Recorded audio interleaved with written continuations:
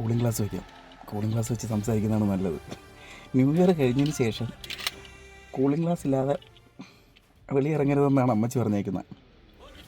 വിജയുടെ ലാസ്റ്റ് പടം, ഞാനൊക്കെ വിജയുടെ പടം കണ്ടു തുടങ്ങിയത് പണ്ട് കാസറ്റ് ഇട്ട് തുള്ളാതെ മനവും തുള്ളും. അങ്ങനെ ഇപ്പോൾ ലാസ്റ്റ് പടം ആകുമ്പോഴത്തേക്ക് ഒരു ടീഷർട്ട് വാങ്ങിച്ചിട്ട് സിനിമയ്ക്ക് പോയാൽ കൊള്ളാമെന്ന് എനിക്കുണ്ട്. പക്ഷേ ടീഷർട്ട് ഞാൻ വാങ്ങിക്കും, അത് വേറൊരു കാര്യം.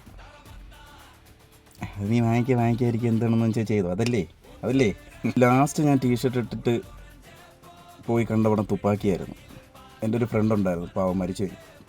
അപ്പോൾ ചില വിജയ് സിനിമകൾ എനിക്ക് ഒരു ഓർമ്മപ്പെടുത്തലുകളും ഓർമ്മയും നമ്മൾ സെലിബ്രേറ്റ് ചെയ്ത കുറേ കാര്യങ്ങളൊക്കെ ഉണ്ട്. ഭയങ്കര ഒരു ഫെസ്റ്റീവ് മൂഡിലൊക്കെ നമ്മൾ അടിച്ചു പൊളിച്ച സമയം അതൊക്കെ നമുക്ക് ഓർമ്മ വരും. എന്തായാലും ലാസ്റ്റ് പടം പോകണം, കാണണം. ഈ പടത്തിൻ്റെ റീമേക്ക് എന്നൊക്കെ പറയുന്നതുകൊണ്ട് ഞാൻ പിന്നെ ആ പടം കാണാത്തതുകൊണ്ട് കുഴപ്പമില്ല.